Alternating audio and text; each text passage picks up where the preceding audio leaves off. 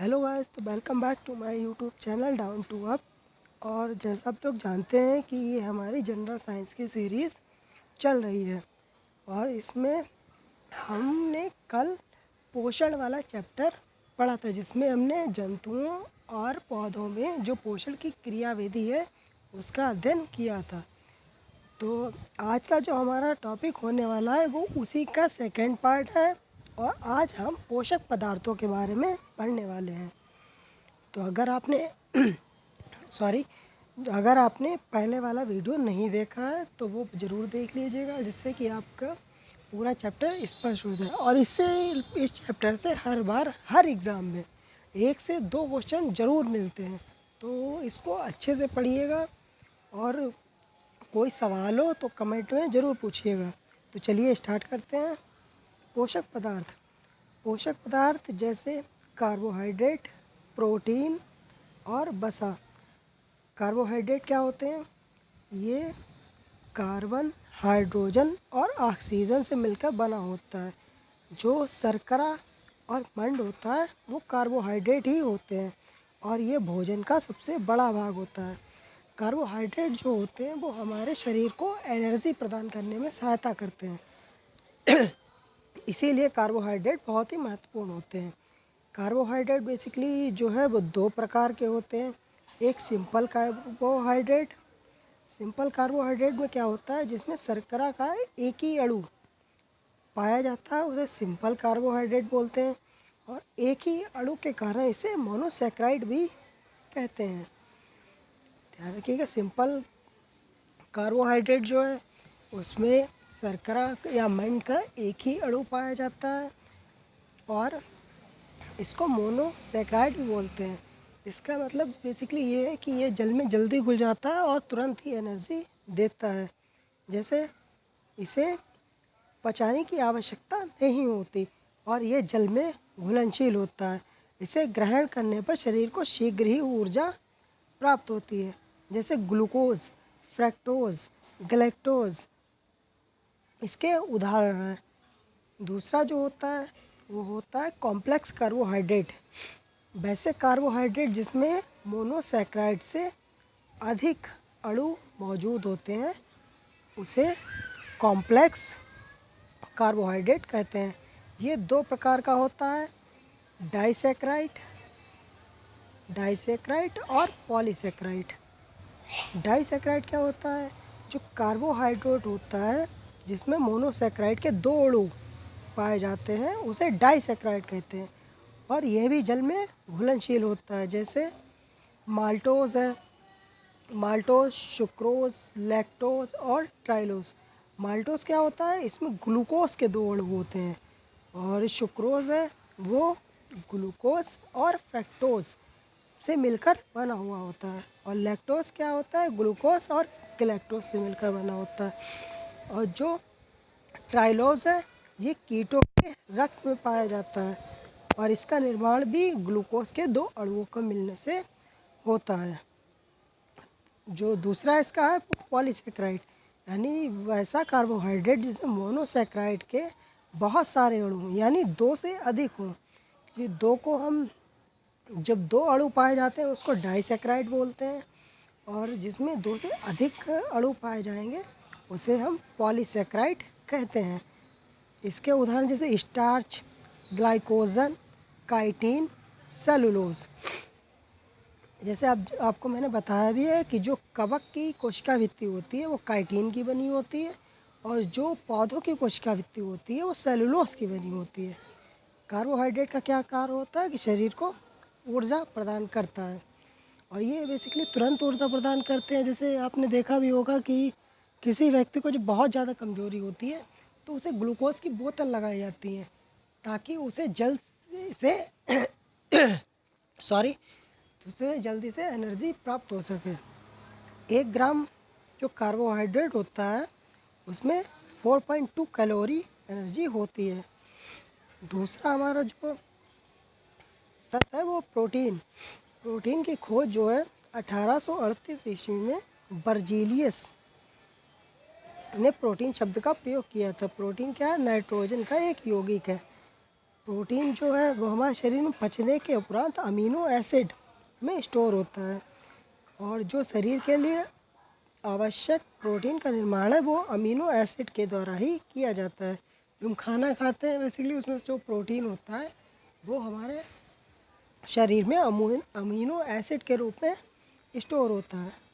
और शरीर के लिए जो सभी प्रोटीन का निर्माण जो है वो कुल मिलाकर 20 अमीनो एसिड्स के द्वारा होता है। प्रोटीन का कार्य क्या होता है? तो इससे शरीर का निर्माण करते हैं और इसे बिल्डिंग ब्लॉक कहा जाता है। जैसे हमारे शरीर का जो निर्माण है यानी मसल्स वगैरह जो बनती हैं वो सारी प्रोटीन की बनी होती हैं।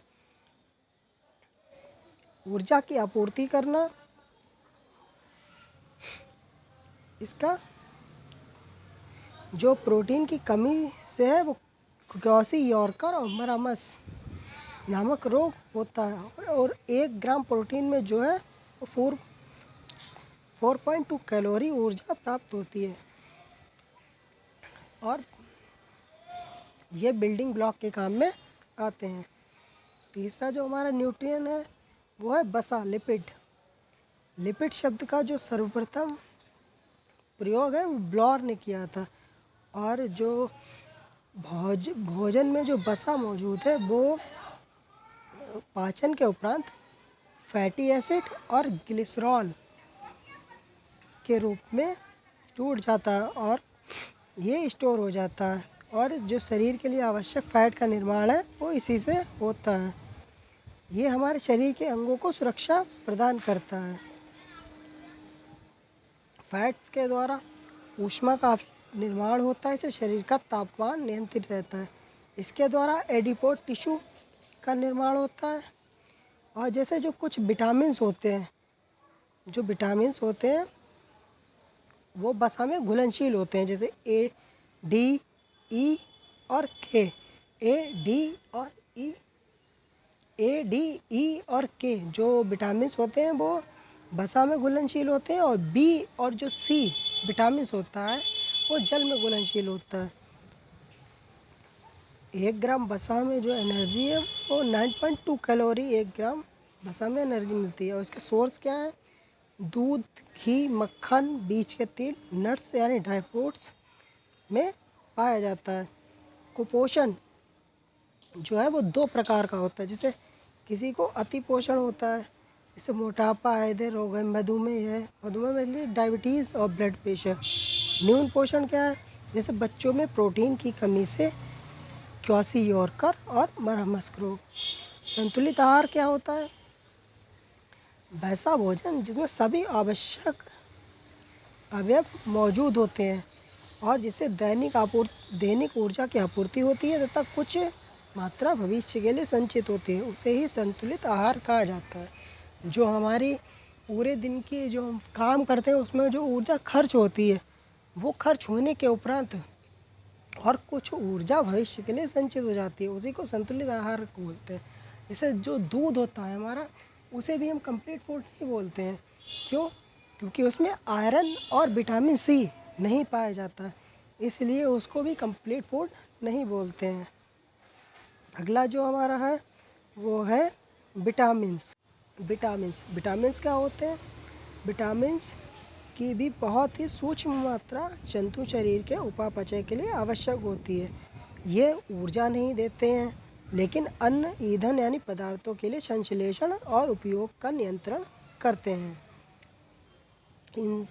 इन्हें वृद्धि तत्व यानी ग्रोथ फैक्टर और इनकी कमी से अपूर्णता रोग कहते हैं। और विटामिन जो है उसे 18वीं शताब्दी में रिकेट्स यानी सूखा रोग के उपचार के लिए कार्ड मछली के तेल का तथा स्कर्वी से बचाव के लिए ताज़ा फलों एवं सब्जियों का उपयोग आवश्यक बताया गया था।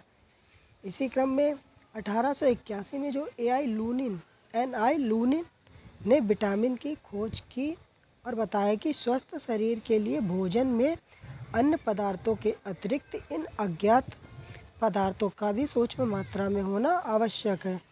यानी जो हमारे शरीर में भोज्य पदार्थ है उसके अलावा भी कुछ अज्ञात पदार्थ होते हैं, उन्हीं को लूनिन ने कहा कि वो विटामिन होते हैं।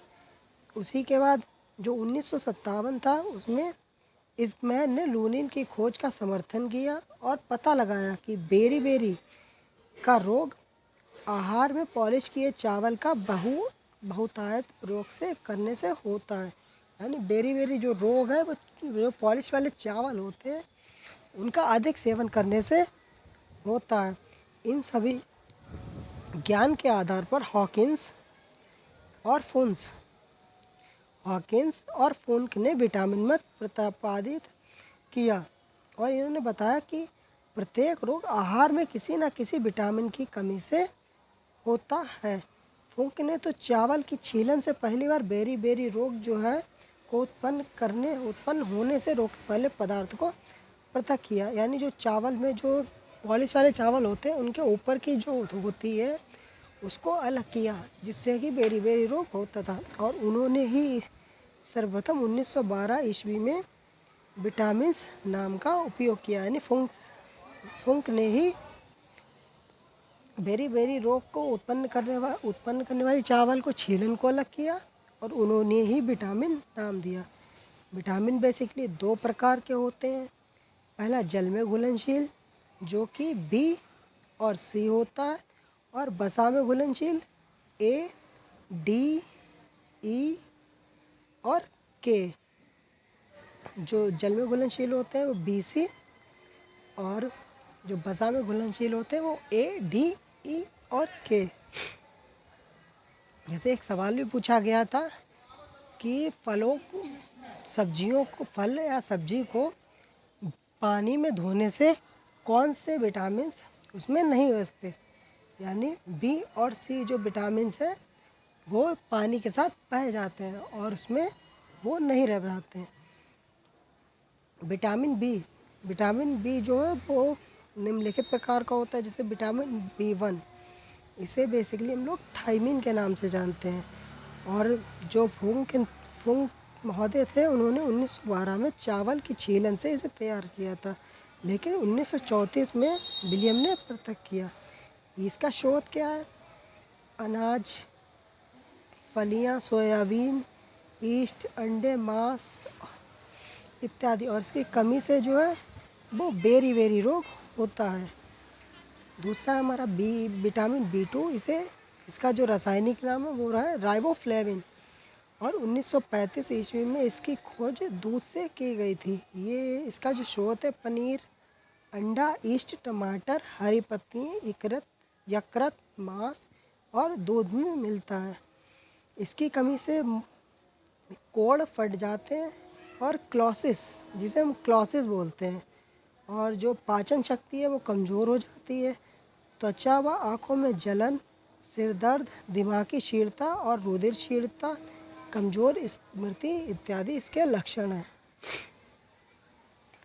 जो तीसरा विटामिन है विटामिन B3, इसे निकोटिक अम्ल, नियासिन या विटामिन PP के नाम से भी जानते हैं। ये कहाँ से मिलता है? ये ताज़ा मांस, जिगर, मछली, अंडे, ईस्ट, अनाज, दूध, मटर, फली इत्यादि से मिलता है।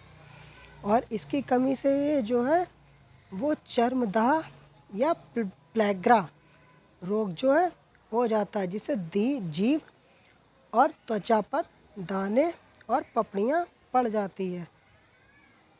अगला जो है विटामिन B5, इसे पेंटाथिनिक अम्ल कहते हैं और ये सभी प्रकार के खाद्य पदार्थों में होता है, परंतु यकृत,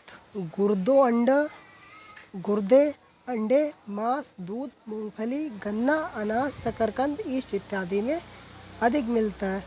और इसकी कमी से चर्म रोग, मंदबुद्धि, हाथ पैरों में शून्यता, थकावट, सिर दर्द, बाल सफ़ेद और जनन क्षमता कम हो जाती है। जो विटामिन B6 है इसे पैराडॉक्सिन, इसका जो रासायनिक नाम है इसे पैराडॉक्सिन कहते हैं और ये दूध, अनाज, मांस, मछली, जिगर, ईस्ट, केला, आलू, मेवा इत्यादि में पाया जाता है। और इसकी कमी से चर्म रोग, रुधिरक्षीणता, पेशीय ऐंठन, कमजोर के पथरी आदि रोग होते हैं। और आंत के जीवाणु भी इसका संश्लेषण करते हैं, तो इसकी प्राय कमी नहीं होती है। यानी जो हमारी आंतों में जीवाणु पाया जाता है वो भी इसका निर्माण करता है। विटामिन B7, इसे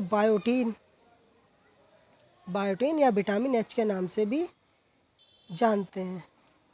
यह सब्जी, फल, गेहूं, केला, अंगूर, तरबूज, चॉकलेट, अंडा, मूंगफली, जिगर, ईस्ट आदि में होता है। और आंत के जीवाणुओं द्वारा इसका भी संश्लेषण होता है। इसकी कमी से जो है वो त्वचा रोग, बालों का झड़ना और कमजोरी होती है और भूख मर जाती है। विटामिन B9, इसको हम लोग फॉलिक अम्ल के नाम से जानते हैं। यह लाल रुधिराणु के निर्माण, DNA के संश्लेषण, वृद्धि, जनन और तंत्रिका तंत्र कार्याकी के लिए आवश्यक होते हैं। और ये हरी पत्तियों जैसे पालक है और जैसे पत्तियों वाली जो सब्जियां होती हैं उनमें, सोयाबीन में, ईस्ट में, गुर्दों, फली, मशरूम, यकृत आदि में मिलते हैं। और इसकी कमी से रुधिरक्षीणता और वृद्धि कम हो जाती है। इसके बाद जो है विटामिन B12, इसे राइबो कोबालामिन कहते हैं। और ये न्यूक्लिक अम्लों जैसे DNA, RNA के संश्लेषण तथा बोन मैरो में लाल रुधिर कर्णिकाओं के निर्माण तथा तंत्रिका तंत्र की कार्याकी में भाग लेने वाले एंजाइम का संयोजन होता है और ये वृद्धि के लिए आवश्यक होता है। घातक रुधिरक्षीणता के उपचार में इंजेक्शन इसी के लगते हैं। और इसकी कमी से तंत्रिका तंत्र की जो फंक्शन है वो गड़बड़ हो जाता है और स्मरण शक्ति भी कम हो जाती है। यह जो है मांस, मछली, कृत, अंडे, दूध और पनीर इत्यादि में मिलता है। और आंत के जीवाणुओं द्वारा इसका भी संश्लेषण किया जाता है। विटामिन सी को स्कॉर्बिक एसिड के नाम से भी जानते हैं। और 18वीं शताब्दी में ही इसे सबसे पहले विटामिन की खोज हुई थी। इसका कार्य जो है वो ऊतकों में कोशिकाओं को परस्पर बांधे रखने वाले अंतरकोशिकीय पदार्थ, इंटर सेलुलर सब्सटेंस के मैट्रिक्स, कोलेजन तंतु, हड्डियों के मैट्रिक्स और धातुओं के डेंटिन के निर्माण और रखरखाव का होता है। यह जो होता है वो लौह उपापचय का नियंत्रण करके लाल रुधिर कोशिकाओं का निर्माण में भी सहायता करता है। और इसकी कमी से स्कर्वी रोग हो जाता है, एनीमिया भी होती है और रुधिर कोशिकाओं की दीवारों के छीड़ हो जाने से फटने लगती हैं। शरीर की जो प्रतिरक्षी क्षमता और जनन क्षमता भी कम हो जाती है। पेशियां फटने लगती हैं, मसूड़े फूलने लगते हैं और दांत गिरने लगते हैं। मसूड़ों में जो रक्त स्राव है होने लगता है और दुर्गंध आने लगती है। इसका सोर्स क्या है? जैसे खट्टी चीज़ें, इसकी बेसिकली जो विटामिन सी है वो खट्टी चीज़ों में पाया जाता है, जैसे नींबू है, संतरा है, टमाटर है, मौसमी है, हरी मिर्च, आंवला, अमरूद, हरी सब्जियां और आलू में पाया जाता है। अतः स्कर्वी ऐसे व्यक्तियों को होती है जो केवल दूध, मांस और अंडे, अनाज का सेवन करते हैं। जो अगले हैं वो वसा में घुलनशील विटामिन है, जैसे A, D, E और K। विटामिन A, इसे हम लोग रेटिनॉल कहते हैं। और जो ये है, ये हमारा बेसिकली जो है दूध, पनीर, मक्खन, अंडे की जर्दी, जिगर, मांस, मछली के तेल से मिलता है। वास्तव में ये हमारे शरीर और जंतुओं के शरीर में मुख्यतः यकृत और आंतरिक श्लेष्मा की कोशिकाओं में, गाजर व अन्य पीली गहरी हरी सब्जियां, लाल, पीले, नारंगी रंगों के फलों और बेर, संतरे के आदि से प्राप्त कैरोटीन रंगाओं से बनता है। इसका प्रमुख कार्य क्या होता है, वो दृष्टि रंगाओं के संश्लेषण में भाग लेना है, जो देखने में सहायता करता है। हड्डी और शरीर की वृद्धि से जनन क्षमता, कार्बोहाइड्रेट उपापचन आदि के लिए आवश्यक होती है, और इसकी कमी से जो बेस है वो रतौंधी यानी नाइट ब्लाइंडनेस हो जाती है, तथा त्वचा, कार्निया आदि में कोशिकाएं सूखने लगती हैं और शल की भवन हो जाता है। इसे जीरोफ्लेक्थीमिया रोग यानी ड्राई आइज कहते हैं। इसकी कमी से शिशुओं में वृद्धि रुक जाती है, ग्रंथियां निष्क्रिय हो जाती हैं, नर सदस्यों में जनन क्षमता कम हो जाती है, गुर्दे में पथरी पड़ जाती है, और जो कमज़ोर एपिथेलियम स्त्रियों पर जीवाणु का आदि का संक्रमण हो जाता है। इसलिए इस विटामिन को संक्रमण रोधी विटामिन भी कहते हैं। विटामिन डी का रासायनिक नाम जो है कैल्सीफेरोल, विटामिन डी को कैल्सीफेरोल के नाम से भी जाना जाता है, और ये दो प्रकार का होता है, कोलोकैल्सीफेरोल और अर्गोकैल्सीफेरोल। विटामिन डी का संश्लेषण जंतु शरीर में होता है, और इसे धूप का विटामिन भी कहते हैं। बेसिकली जो धूप होती है वो हमारे शरीर में पड़ती है, और हमारे शरीर में ही इस विटामिन का निर्माण होता है। ये क्या है, मक्खन, यकृत, वक्रों, अंडे की जर्दी और मछली के तेल आदि में भी मिलता है। आर्गोकैल्सीफेरोल का संश्लेषण जो है वो सूर्य प्रकाश की परावैंगनिक किरणों के प्रभाव से अगस्ट्रॉल नामक पदार्थ से ईस्ट कोशिकाएं करती हैं, यानी जो ईस्ट कोशिकाएं हैं वो अगस्ट्रॉल की सहायता से सूर्य के प्रकाश में हमारे शरीर में ही विटामिन डी का निर्माण करती हैं। विटामिन डी जो है वो आहार नाल में फॉस्फेट और कैल्शियम के अवशोषण और अस्थि निर्माण के लिए आवश्यक है, यानी ये बेसिकली हड्डियों के निर्माण में सहायता करता है। ये दांतों और हड्डी के स्वास्थ्य विकास में महत्वपूर्ण होते हैं। इसकी कमी से रिकेट्स यानी सूखा हो जाता है, जिससे हड्डियां क्षीण, लचीली और टेढ़ी मेढ़ी हो जाती हैं। वयस्कों में जो है इसकी कमी से हड्डियां क्षीण और लचीली हो जाती हैं। इस दशा को अस्थि मृदुता यानी ऑस्टियोमैलेशिया कहते हैं। विटामिन ई टोकोफेरोल, इसका रासायनिक नाम जो है वो टोकोफेरोल है, और इसे बांझपन रोधी विटामिन भी कहते हैं, क्योंकि ये जो है जनन क्षमता के लिए आवश्यक होता है, और इसे ब्यूटी विटामिन के नाम से भी जाना जाता है। संभवतः इसकी कमी से जो जननांग है तथा कंकाल पेशियां कमज़ोर हो जाती हैं और एनीमिया हो जाती है। विटामिन के है नेफ्थीक्विनोन, ये जो है वो यकृत में प्रोथ्रोम्बिन नामक पदार्थ के संश्लेषण में आवश्यक होता है। प्रोथ्रोम्बिन क्या होता है, जो चोट पर रुधिर थक्के के जमने के लिए आवश्यक होता है। जैसे हमारे शरीर में चोट लगती है तो खून ब्लड निकलता है, तो ब्लड का जो थक्का जमाने में सहायता करता है वो प्रोथ्रोम्बिन करता है, और इसी के संश्लेषण में विटामिन के सहायता होती है। इसे रुधिर स्राव रोधी कारक भी कहते हैं, और ये जो है हमारी हरी पत्ती, टमाटर, गोभी, सोयाबीन, यकृत, अंडे की जर्दी तथा पनीर में काफ़ी मात्रा में होता है, और आंत के जीवाणु द्वारा संश्लेषण होता है। इसकी कमी से व्यक्तियों का ऑपरेशन आसानी से नहीं किया जा सकता, क्योंकि उसके अधिक रक्त बह जाने का खतरा बना रहता है। जैसे अगर इसकी कमी हो जाती है तो जो खून है वो ब्लड बहता ही रहता है, और थक्का जमता ही नहीं है तो बहता ही रहता है, तो उसका ऑपरेशन नहीं हो पाता। एक से अधिक विटामिन की कमी से होने वाले दशाओं को संयुक्त रूप से विटामिन न्यूनता यानी अविटामिनता कहते हैं। तो ये चैप्टर हमारा यहीं पे समाप्त होता है, और कमेंट में ज़रूर बताइएगा कि आपको चैप्टर कैसा लगा। धन्यवाद।